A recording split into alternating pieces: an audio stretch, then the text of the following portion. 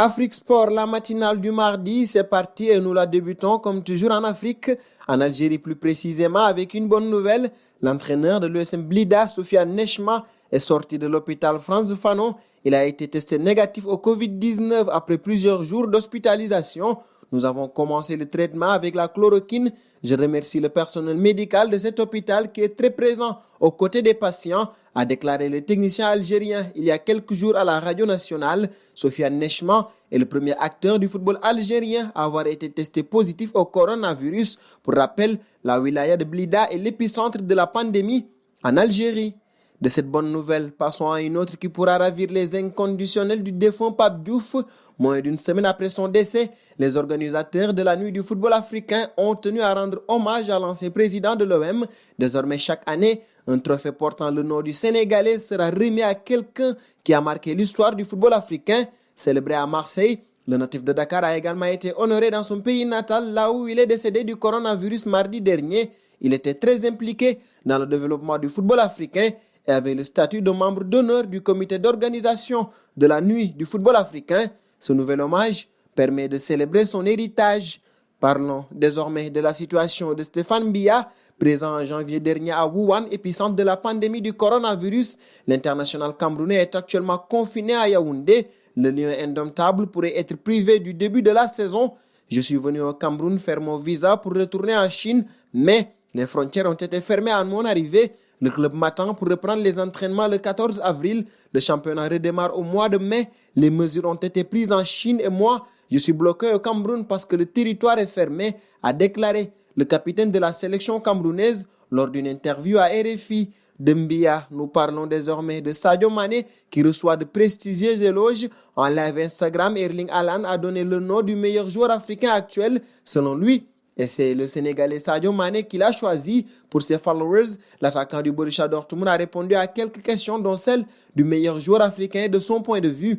Le meilleur joueur africain, il y a eu beaucoup de bons joueurs africains ces dernières années, mais aujourd'hui, je dirais Mané, répond le jeune prodige du BVB. Seconde partie de notre matinale et nous parlons de la FIFA. Alors que le football mondial est toujours à l'arrêt à cause de la pandémie du Covid-19, la FIFA devrait prochainement faire des annonces capitales pour la saison 2019-2020. Chaque pays aura la possibilité d'établir son propre calendrier pour la fin de l'exercice selon l'évolution de l'épidémie de coronavirus. En plus de la prolongation de la saison, l'instance du football mondial devrait également annoncer la prolongation du mercato estival sans date limite fixée selon les médias anglais. Les joueurs arrivant en fin de contrat le 30 juin prochain pourront également continuer avec leur club cet été jusqu'à la nouvelle date de fin du championnat de la FIFA. Passons à l'UEFA. Pour le président de l'UEFA, il est impensable que l'épidémie de coronavirus prive Liverpool du titre de champion d'Angleterre. Les Reds perdent le titre. Ce scénario est en train de prendre forme avec l'épidémie de coronavirus qui a interrompu la saison. Il est impossible pour l'heure d'imaginer la date d'une éventuelle reprise du championnat et désormais l'annulation de la saison fait partie des hypothèses évoquées, mais pour le président de l'UEFA, il est impensable d'envisager une telle issue. Je ne peux pas imaginer un scénario dans lequel le champion ne serait pas Liverpool, avant Séphérine au sujet de la Premier League. En voici qui va rassurer Sadio Mané, Salah et compagnie. De cette prise de position du président de l'UEFA, parlons désormais de Heung-min Son. Dans un communiqué officiel, Tottenham a fait savoir que Son Heung-min ne sera pas à sa disposition durant les 4 prochaines semaines. Il sera donc dans son pays pour effectuer son service militaire. Son restera 4 semaines en Corée du Sud. Il reviendra à Londres le mois prochain.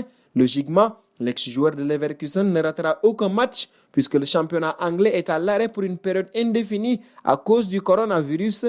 Pour rappel, la durée du service militaire de Son a été réduite après qu'il ait remporté la médaille d'or aux Jeux asiatiques en 2018. Autrement, il serait resté 21 mois complets à servir son pays. Dernier point de notre matinale, une bien mauvaise nouvelle. La pandémie de coronavirus se propage dans le monde entier. Cette maladie a causé des dizaines de milliers de décès et le milieu du foot n'est pas épargné.